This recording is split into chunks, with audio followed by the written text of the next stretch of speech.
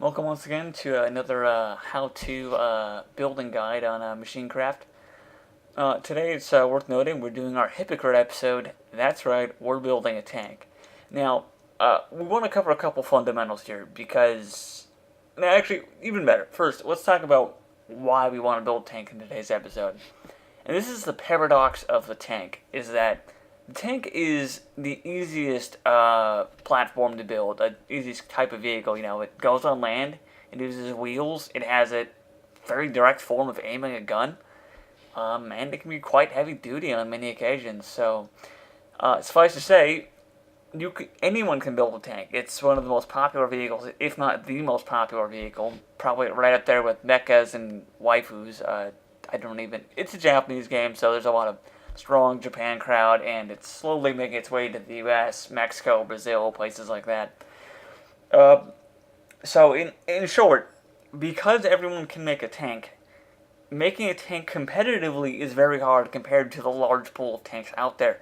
And because many people build mini tanks, or they have built tanks quite often, they know how to make a tank well, because they've learned from mistakes and they've learned what works better, what doesn't, just by a sense of almost natural Darwinism in some way.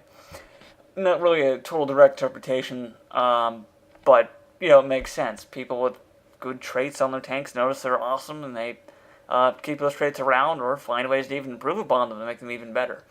So let's look at a good tank, and I'm going to do a bit of boasting here, but this boasting has a point.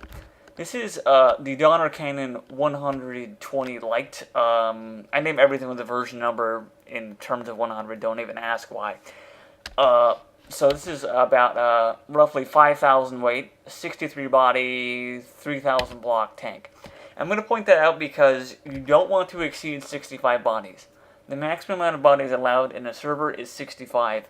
And if you break 65 bodies and get 66 or whatever above, you will not be able to join any multiplayer server, essentially making your tank more of a ranged toy than actually a competitive vehicle or even a social vehicle.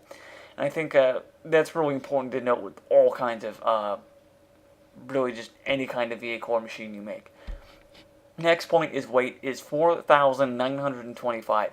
You can totally set weight to 99,999, but many servers can't or won't do that. They might not feel it's right. They might feel it encourages giant death bricks or really just too large of vessels and kind of weirds out the newer of the crowd and things like that. But personally, when I run a server, I do max weight because I find you can hit 5,000, 15,000, 20,000 pretty easily. And at that point, if you want to say that's overpowered, yes, size is strength. But at the same time, making that work as a platform requires a lot of technology and a lot of time and a lot of refining. So, dare I say, a larger build is made by arguably a better player or a better engineer in the very least. And our final threshold there is 3,000 blocks. Yeah, I think it's 6,000 to 7,000 roughly is the maximum block limit. This generally can't be bypassed on servers much like body count. I might be wrong on that, but I'm pretty sure that's the case. So, it's very hard to break that block count, but it is not impossible. I have a friend who has a boat. He ended up using shafts to build a little decorative tower on it because he ran out of blocks. And he later rounded out the bottom of that boat and was able to make ends meet a little bit better. So, without any more kind of just talking about the essence of limits and boundaries to building, let's go ahead and power a tanker at 12 feet per second, or 12 frames per second. Too much firearm knowledge. So what you'll notice is I can engage this scope, and this will just sit here. Very level. A very slight amount of drift downward. In fact, I can emphasize this briefly. And there we go. We stop looking at that particular cloud. Takes quite a while. Next thing to note is this tank is definitely has high-powered weaponry. This is a 4 set of guns split across 2 barrel space. Each one fires 2 shots, and you can even tap just the trigger briefly to fire a single shot, making it more precise for long-range shooting. Quite frankly, it has a reactive armor based on sword technology. That's actually blatant sword armor. This is more of a reactive armor. What a doozy for getting my own armor buttons there, but Yeah, it has a integrated minigun for rapid fire and AA. Has missiles that it fires in volleys using delay for the sake of more anti-air and kind of hitting elusive targets. And most impressively, it has an artillery backpack you can fire with E. Quite spammy, and you can actually raise this up to whatever degree you want using a laser protractor. In that sense, they call it laser-guided artillery. That being said, that covers really just the weaponry. And we also have a rearward gun. Just a train wreck of a bunch of stuff slapped together. But what's most important about this tank's design is not any of that. It's the fact that it moves at about 260 to 280, we're pulling here, kilometers an hour. I find about 200 to 240 to be optimum combat speed. Anything above that is swift and very competitive. Coincidentally, this tank is competitive, I won't lie. Let's go and emphasize the fact that the rounding here is mostly for decorative purposes, but it also emphasizes the ability to make the tank bottom heavy. And a bit of the sloping at the sides helps it climbs up various surfaces. This tank can actually climb up almost like 70, if not actually more than 70 degree walls due to its high power, its high traction, and its high speeds and slightly sloped body. Now, the next thing to note is the fact it turns quite swiftly here. This is quite impressive turning speeds. And the gun is usually aligned pretty well to where the camera's at. I'm going to aim like crap because I have, once again, 12 frames per second. It's good for building, terrible for gameplay, suffice to say. And yeah, we fired a little high there, but that's alright. That's a longer range shooting, I would say. And all in all, this tank is excessively intricate, yet covers all the core values you want in the tank. It's fast, it's maneuverable, it aims easily, it aims precisely at all ranges, considering the optical system that is. It's able to scale terrain well, it's energy efficient, it's durable, it has a slim profile, and there's even some bonus, like you notice the armor on the barrel, that's straight up piston floated armor. If they come wailing on this barrel, that arm is going to give before the barrel does, intentionally so.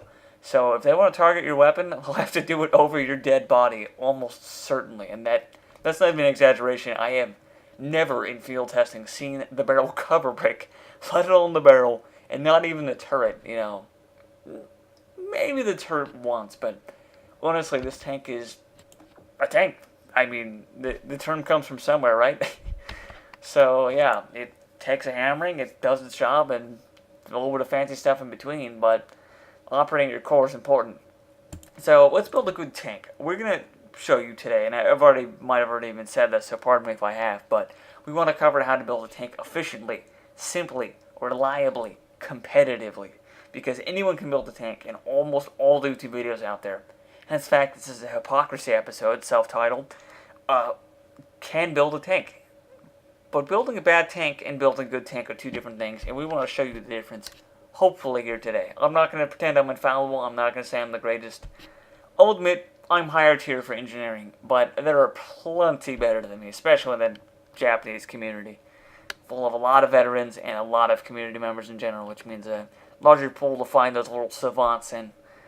So let's just call this test tank. I don't know, that's what I'm going to call it. Name it whatever the hell you want. Quite frankly, I could care less about naming convention at this time. You can always rename it later, quite frankly. First thing we're going to do is we're going to actually place a block at 0, 0. And then we're going to take this block and use B to elevate the block. This will be our core. We're going to elevate this for the sake of workspace so we can change things with a lot of space. And if we have to build things downwards or upwards or whatever direction, we can do so at any point in time without any pressure or drawbacks or last minute scrambling about. So yeah, we're gonna make this 40 units tall, and I'm thinking, let's say 11 units long and 7 units wide. Yeah, this actually isn't a huge tank, in fact. Right, yeah, I find you generally want a tank to be at least 40 units tall, and there's a couple reasons we'll see here in a bit. You know, 11 is pretty compact. We're going to go 13, and that'll still be a bit on the short end. The Cur's end of things. Right. yeah, I think we said 7 thick, 5 thick. I've already forgotten my own dimensions, so we'll just do what looks good. You can do whatever dimensions you want, but generally a long body is important to keep it very bottom heavy. You can support a long gun without throwing off your balance at almost all angles. And arguably most importantly, you can make it big without necessarily messing up the short profile. That makes tanks hard to hit at long ranges and generally very easy to armor up. Tanks are definitely efficient designs, what can I say? Engineering in this game, once again, follows technology in a realistic sense. You know, in this game, you make it better, you make it simpler, you make it faster, you make it easier, you make it better. I already said better, but I mean more efficient, higher yield, whatever you want to call it. And that's very much like real technology. Now, of course, the Donner cannon is, of course, definitely a quite large tank because it's meant to be competitive, and I know I have the tech to support it. But starting small never hurts, and if you want to upsize it later, you can always remake it, add on to it, you know, do a bit of work on the chassis. And this will be our main body. We're just going to paint this a generic olive drab because I'm extraordinarily uncreative at the moment. A little more. There we go. And just a little bit of blue. That's pretty good olive drab. Alright. Right, so we're just going to round this off to kind of get like that bottom heavy sort of feature we mentioned. But you can also do this invoking anti-gravity units and by using high traction wheels or at least moderate traction. And then from there building upon it by means of making sure that if you add thrusters or any other speed-based units, you keep them at a point that'll keep it low to the ground and not make it twirl off or roll over or anything like that. And you may have to make mistakes to make a good tank or get your platform where you want it, so don't be afraid to experiment and, quite frankly, screw up. Honestly, the best way to learn this game is to make mistakes. Like, for instance, I discovered my stable camera system by making cameras out of all combinations of joints and rotators and everything, and noting that certain part combinations were just simply stabler than others. And that was just simply amazing. So this is definitely a modest tank. We're going to teach you the art of the coupler if you don't know it already. I imagine our guide tracks veterans and newbies alike, so if you aren't aware about my protocol from the first one, I go red 50, red 100, and then up to 250, 255, whatever. And then I go blue, and then I go green, blue, and then red, green, red, blue, green, blue, my bad. I'm all over the place today, so pardon me. And what we're going to do is we're going to do two things with this. We are going to slap on that coupler, and we're going to immediately flag another coupler next to it, and we're just going to color the uniform for now. Normally I'll color this like the last color I would use systematically, just to be able to tell the gun from the optic. But we're not going to be doing a lot of coupler work today, so hopefully this will make it make do. Next step is we're going to need to add speed rotators, because this is the foundation of all tanks, is wheels. Holy crap, that's right, you heard it here first, folks. Yeah, 6 wheels is more than plenty. You know, this will be adding 12 bodies when we count both sides. And that is quite a lot of bodies to add to a vessel, but I don't think that's by any means limiting or sloppy. You know, I probably make 63 to 65 bodies after trimming down my vehicles, so I am never afraid, let me say outright, to go on the very heavy end of bodies. Because if that means I slap in a couple extra gyroscopes and I get that extra power of turning that makes the craft usable in a compact manner or a reliable manner, maybe both, arguably, if you're turning on a dime, so covering my verbal diarrhea there. I mean, honestly, if it makes that difference, there's no reason not to go for the extra bodies. I have never seen a server with less than 65 bodies. I'm not even sure if it's adjustable, to be frank. But maybe. I don't know. Yeah, there we go. Wheels, and we're just going to paint this guy probably actually the same color. It'll be a little bit darker, I think. No, it's about the same, so let's do 25 as our color. That looks like a good wheel color to me. And don't be afraid to let your wheels just kind of lay inside of each other. There's nothing wrong with it. Wider wheels, I believe, give you more traction and longer, or Okay, so thicker wheels give you more speed. Wider wheels, as far as their thinner dimension, uh, increases your amount of traction. So we're just gonna do a bit of that, and we're not gonna do slick tires. I don't think it even changes traction, but I might be wrong. Experiment, find out. I just kind of use both for fashion, and regardless which one I seem to use, it doesn't seem to bite me in the ass. So that's always nice. Right, and there's a set of 12 wheels, and we're up to 13 bodies now. And we'll be increasing that in a minute here. So now that we have these, we need to assign the rotators. This is pretty simple. You want to think left and then right. And we want to do move forward 100, move backward minus 100. And because the wheels will be facing the opposite direction outward on the other side, we're going to invert this later. So very much keep note of that. Turn right, I believe, is 100, and turn left is also minus 100.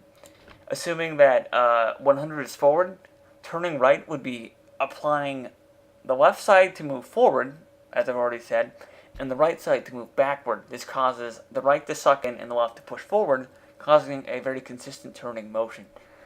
So as a result of this, we're just going to go ahead, we're just going to do some middle click on our setup tool and copy and paste this. Using left click, of course. And we're going to paste over to one wheel on the other side, and then we're going to actually mess with our settings. Ooh, whoops, we just dumped those settings. Fashionable, said no one ever. And now what's interesting is, like I said, assuming we want turning right to make the right wheel suck in and the left to push forward, that means that we're going to invert forward and backward, and we want to invert the direction of forward versus backward for the turning right and turning left. But because it's already inverted being in the opposing face, we are not going to touch the polarity on these turn right and turn left values. So you just change those two things around for move forward, move backward. And there you go. Now we have a tank turning system. And let's demonstrate this very briefly here, because this is very easy to demonstrate. And that looks kind of tank-esque in the wheels. I mean, I'm no, vehicular expert, but, we can do forward, there's backward, and we do right, and there's left. But as you're noticing with this turning, this is nice right now. This is actually pretty good. You can do pretty quick with that even. But, arguably, you would want maybe just a little bit more than that, potentially. It's up to you for how much you think is right, and your piloting skill for how much you can accurately handle. But for the sake of making a durable tank, we're going to use heavy group 0 here, and we're going to alt right click. This will paint bucket the entire chassis. This will add another 9 blocks of weight on top of the base 1 for every block. So we have done 10 times the weight in these amount of blocks. And as a result, we now have significantly more weight, harder to move, need more force, but we have about 3 times the HP content and about twice the energy content. And those are both beautiful for hitting hard and taking a beating back. And those are two things you want your tank to be able to do regardless of circumstance, no question asked. Now, we're going to use a bit of technology here, and this is the compression piston technique. Put simply, assuming every 100 units of length is 1 block space, we change it to merge group material, and then we paint it translucent black. This possibly reduces or eliminates the mass, but I'm not entirely sure. And it eliminates the ability for it to collide. Meaning, if you compress things on top of each other, they don't collide with each other and cause issues. And now, we set 2 neutral events that will automatically activate, regardless of condition in this case, because there is no other event to interrupt neutral. And we set these 200 to compress 2 blocks. 1 block for the piston and 1 block for the block above it, causing whatever is 2 blocks above our coupler to be inside of the coupler for maximum compaction technology.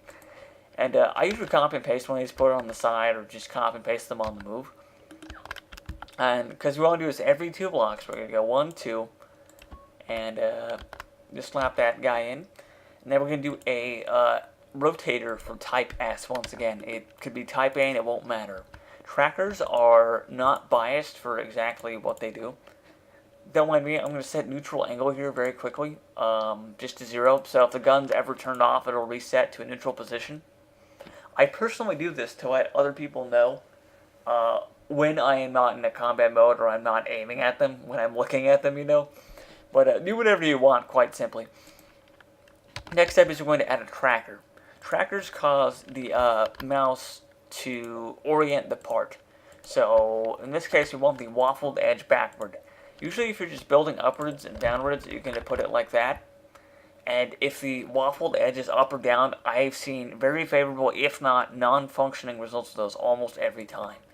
You may have a context for them later as you get to know the concept better. But for now, we're always going to do waffled edge backward. And, of course, the cleaner edge forward. This will cause it to orient, so it'll attempt to aim forward. Let's see what we'll on, but trust me on this one. Next, we're going to set neutral vent of 0. This will cause the gun to just follow you exactly on the mouse, left to right orientation. We don't want an offset for yaw under basically any conceivable circumstance, and that's what we're doing here as a result. We're going to get ourselves a nice, good-sized gun here, and we might do something a bit smart later. We're going to stick with a 3-block gun, but we're going to make this a little bit longer forward to kind of demonstrate a concept here. And now that we have, actually, a little shorter than that. There we go. Now we're going to build a little bit upwards, and a little bit off the side here. We'll probably make this 3 blocks tall, chances. Let's do 2.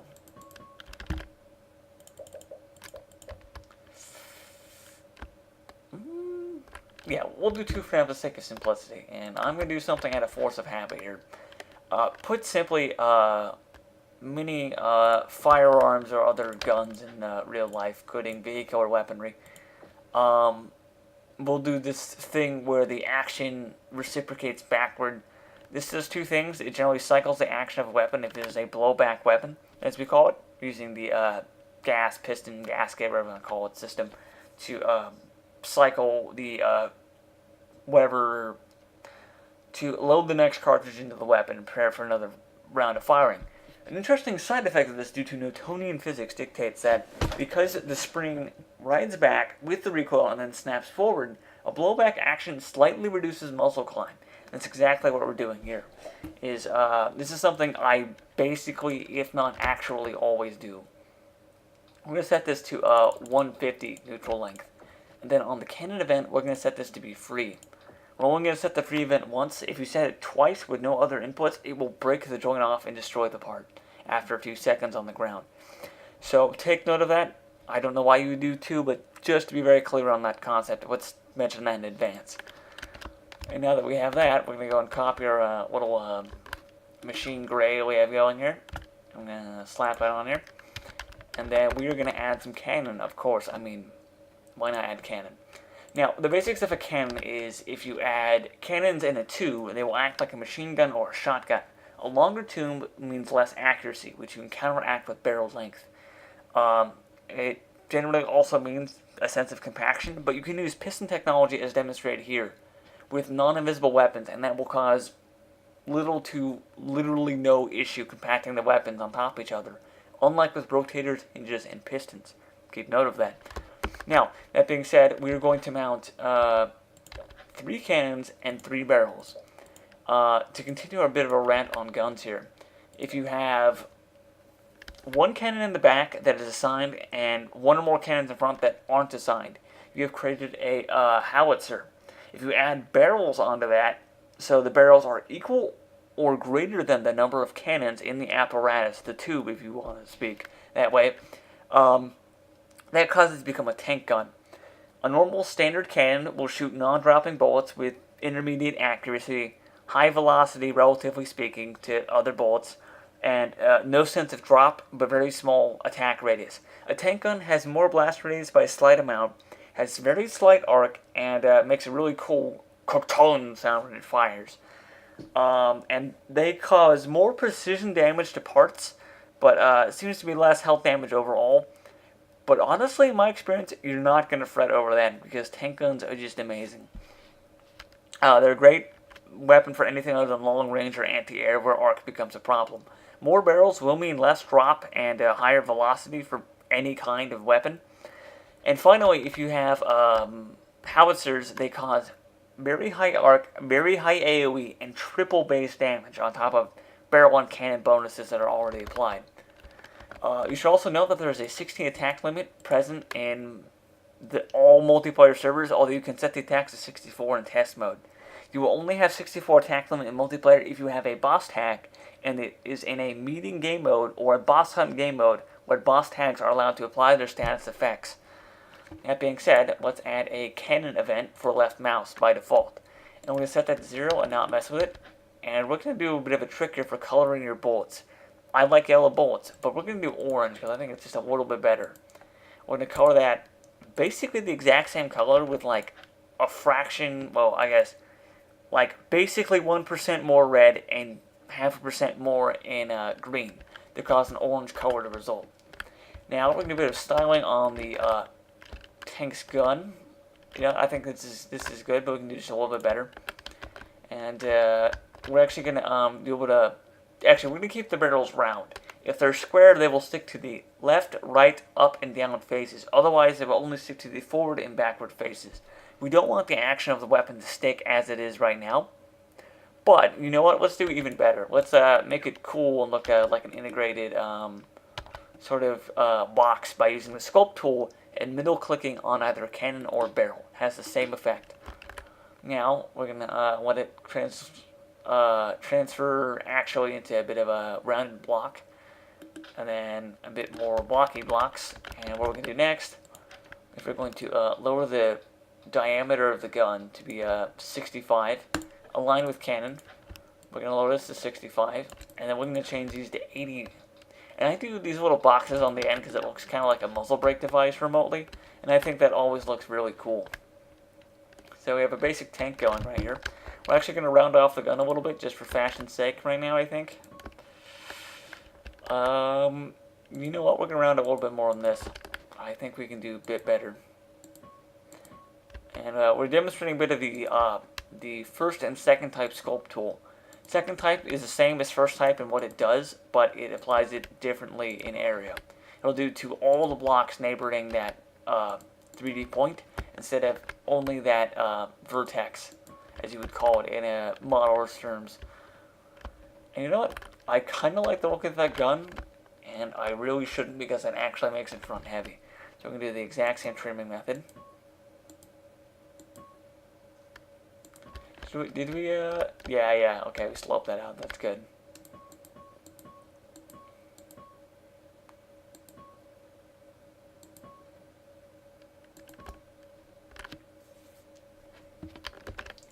Now we've caused the boxing material, we need to unstick things a bit here. So we're going to convert this into, let's just do standard group 1 material. And, if we did like normal 0 or dummy 0, it would stick even if it didn't claim to. While changing it to a different number of group, but not type of group to be very clear here, a different color if you will, we cause the parts to never stick by default. So now this piston can actuate the gun and reduce muzzle climb, which will probably not exist to begin with, to be honest, while still also allowing us to put it in a nice compact manner that the need for couplers, compression pistons, or other tricks to wedging the same group materials up against each other. I've only recently started getting into grouping, and I'm slowly finding uses for it, suffice to say. Now, next we are going to actually add something I realized I forgot. So we're actually going to go in and... crap. Alright, we're going to have to slap in a square barrel, and we're just going to do a cannon copy paste. And we're going to mush this guy out by exactly, and I mean exactly, 2 units. That checks out in my brain, so I'm trusting it. Actually, we are going to do 4, because we're awesome. Here's why.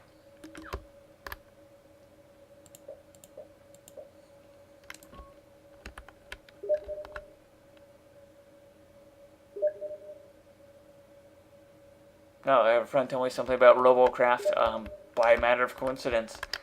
And despite what this one guy on the forums would have you know after playing 12 hours of the game, it's not a theft of RoboCraft. 2 entirely different games, I'll tell you right now. Similar objective, build vehicles, fight other players.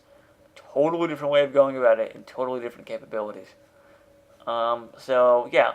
Anyways, there's our pitch, and we're actually gonna set this to neutral angle 0 for the same reason. We're gonna set an upper limit of about 70 degrees because that looks good on guns.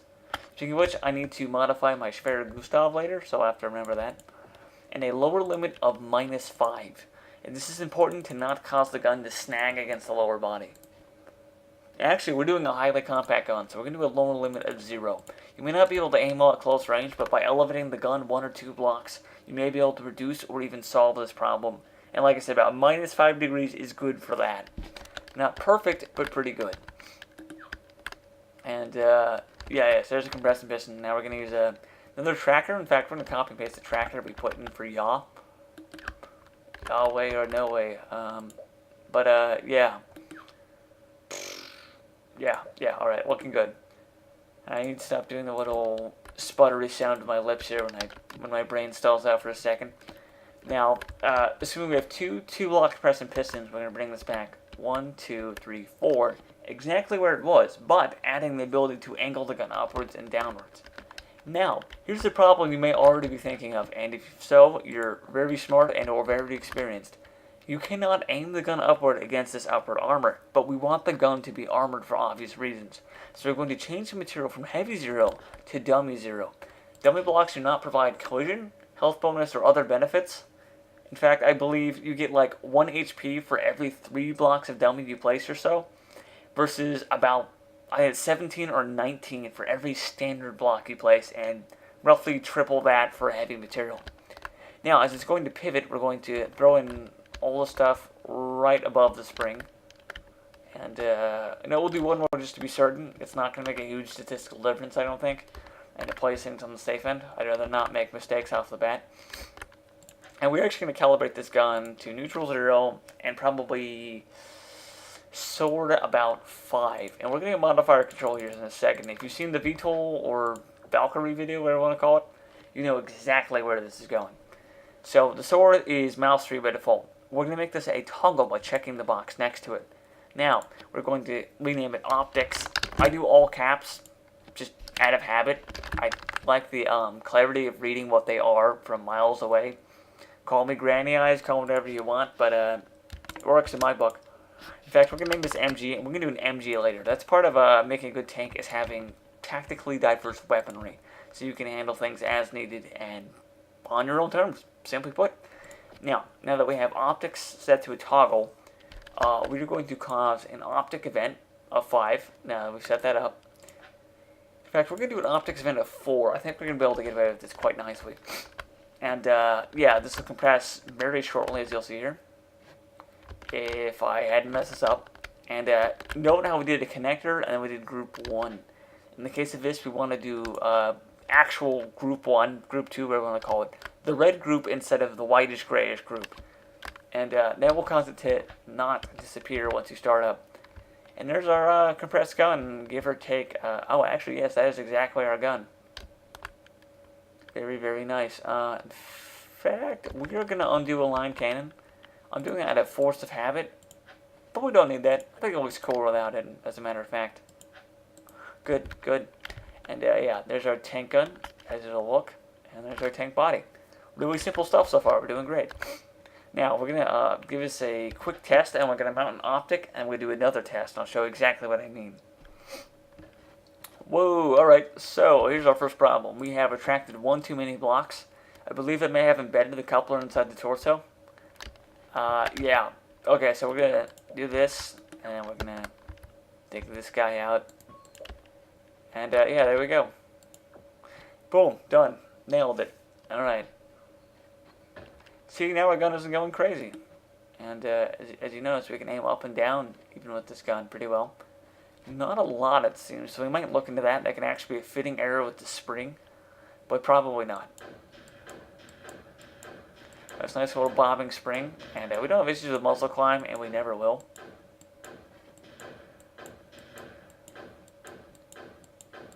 Nice and rapid fire, nice and simple, very economic gun, but definitely a bit high velocity. And I probably should have gone with a 5-width gun, but we're just going to stick with what we have right now. because we've already done it. I don't want to do all this ridiculous backtracking. Now the next thing we're going to do, I think, is we are probably going to use some weapon compression tech. This is part of being competitive, and I'm glad I'm thinking about doing this now. I use basically all my guns. This is the greatest, for lack of a better word, cheat you can think of in this entire game. There we go. And we're going to set this to MG 0, MG, about, let's do 3, and then MG 7, let's say. Now, we're going to do this again. We're going to stack this.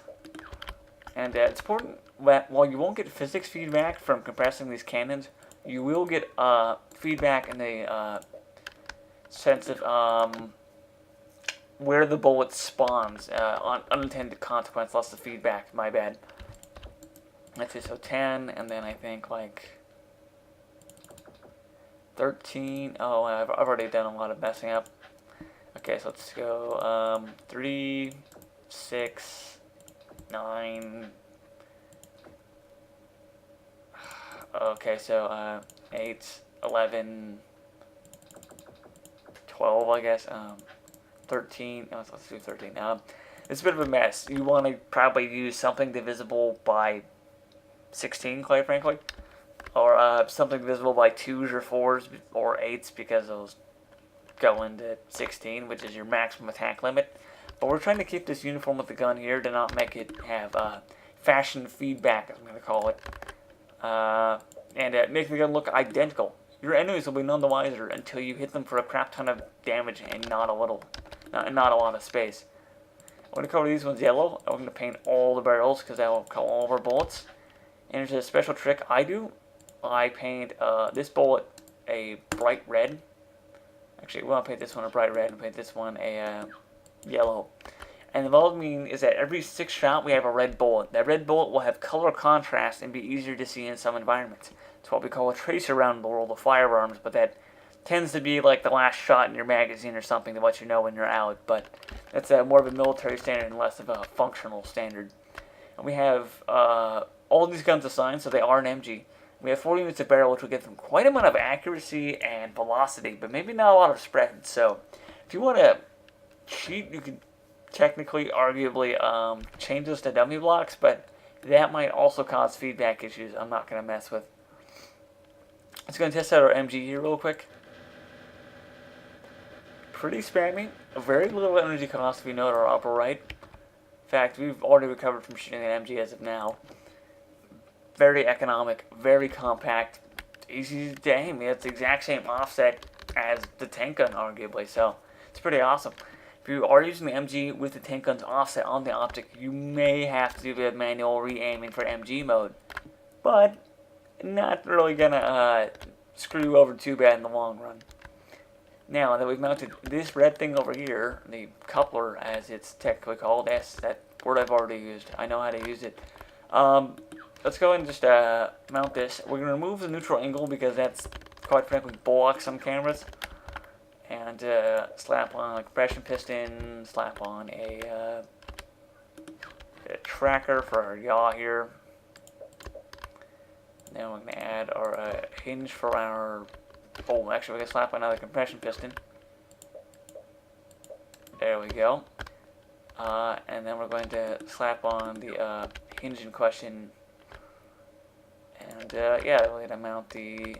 Actually, it's a really good question.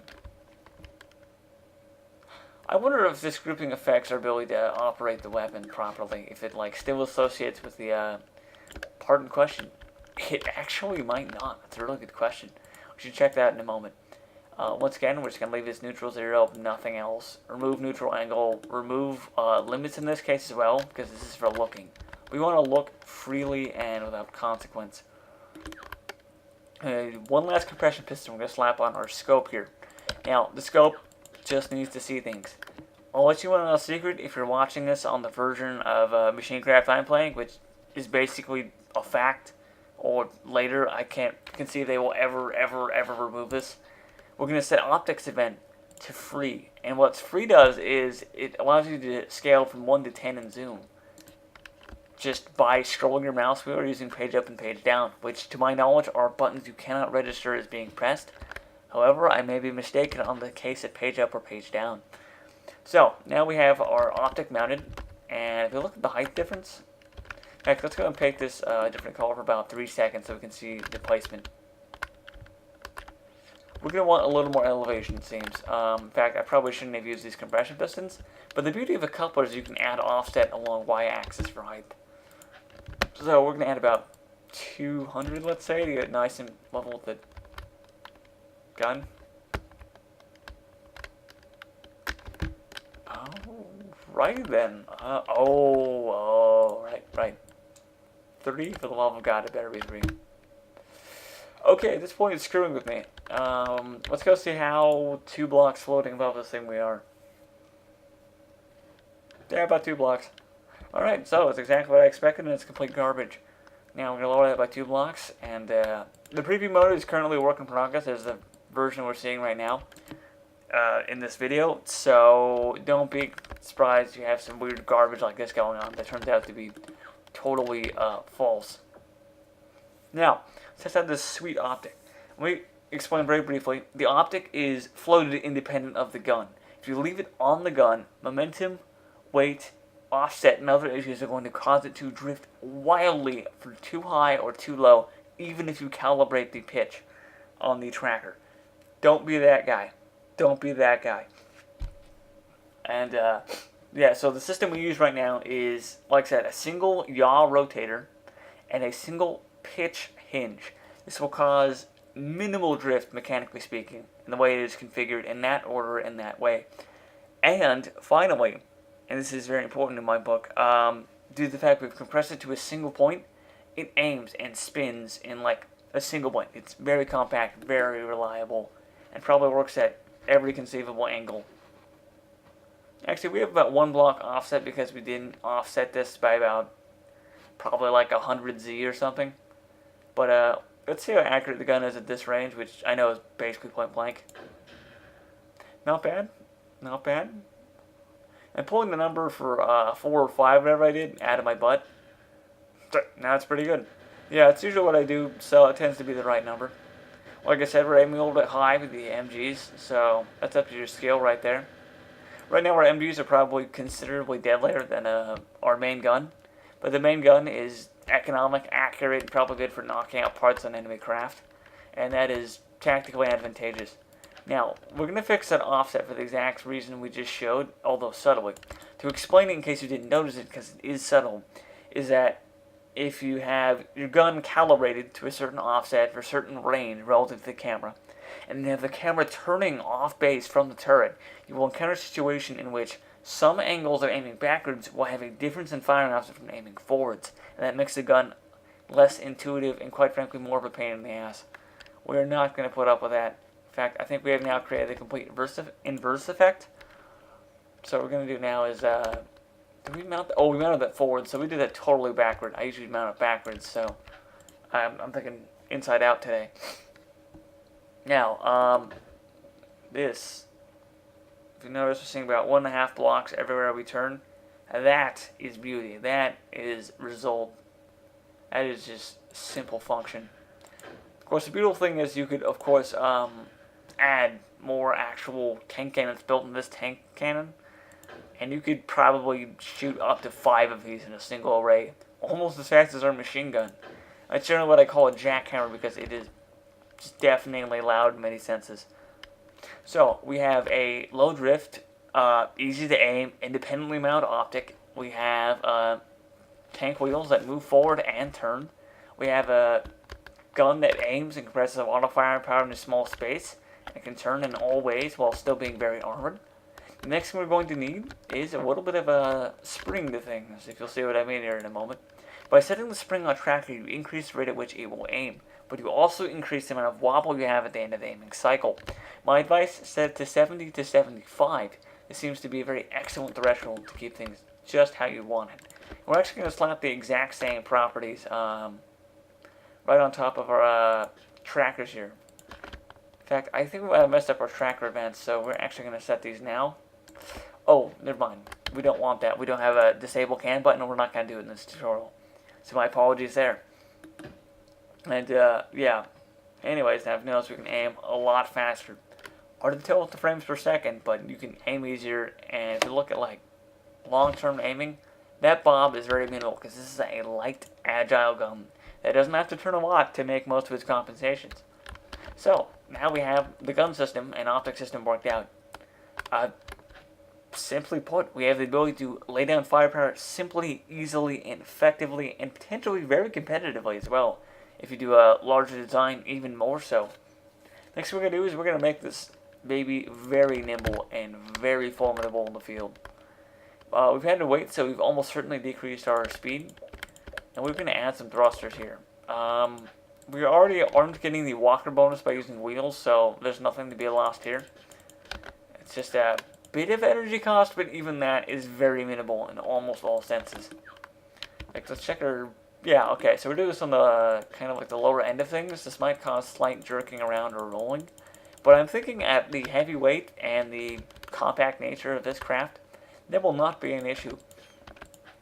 You do the same thing for move backwards.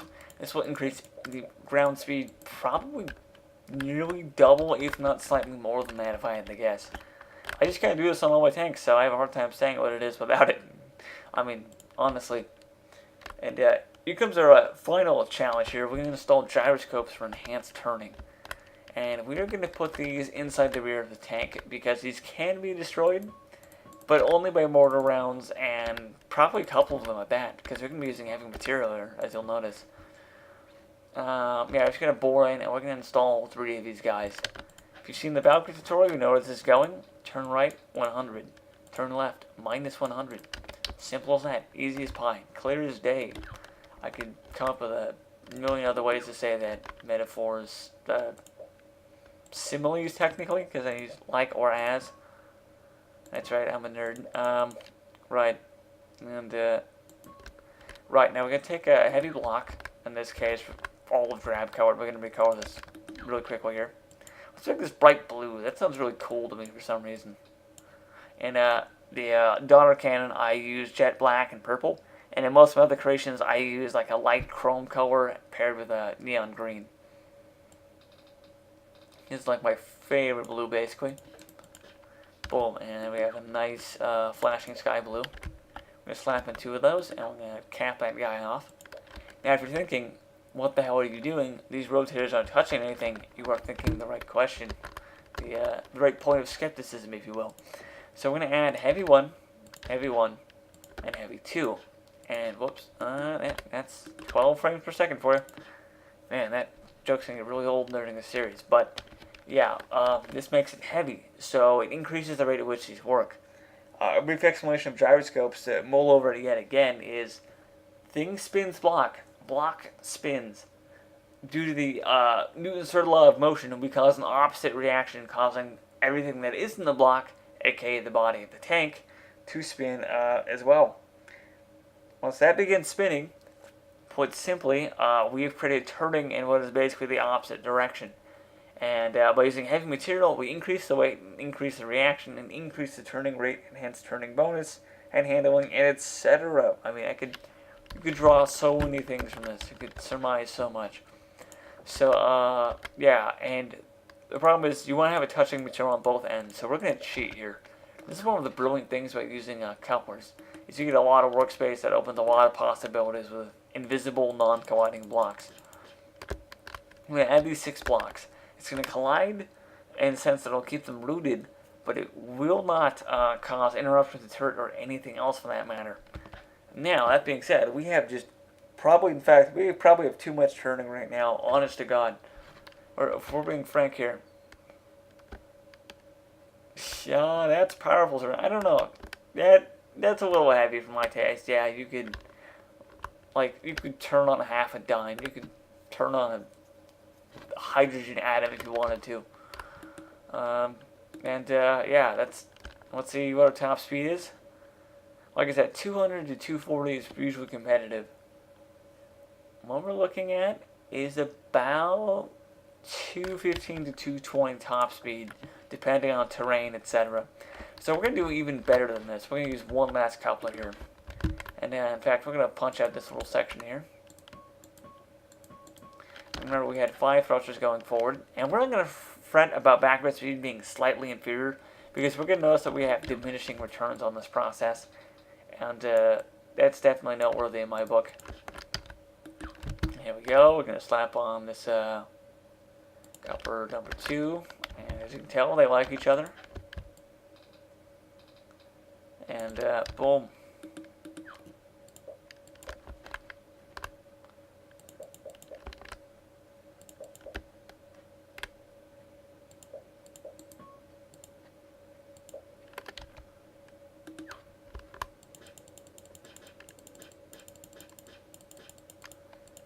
Right, let's go and add a thruster in because I tore them off in a hurry because they actually kind of are pretty simple. I'm not even mad about this.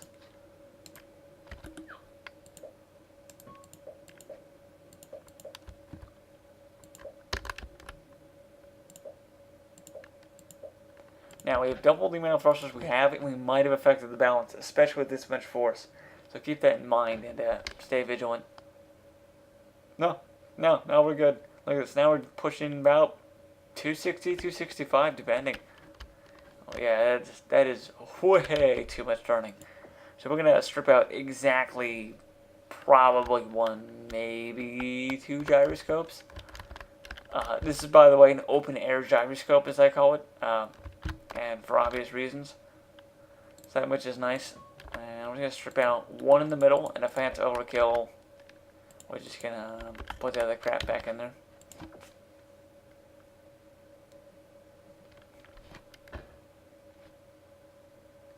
Right, so yeah, I guess we're just cruising. Ooh, that's maybe a little spin heavy later on, but we are definitely moving fast. We're turning very well. We're impossible to outmaneuver is basically the idea in action here. We have a gun that's pretty easy to aim, even 12 frames per second. Just missed it. That's why machine guns exist. Right, so that being said, yeah, in fact, I would totally rip out another gyroscope if I were you. I hope this concludes the tutorial for today. This is how to build a competitive tank. And if you have any topics, feel free to request them. We may be doing them on walkers, just because walkers are so complex yet so incredibly awesome. Until next time, WCCC signing out.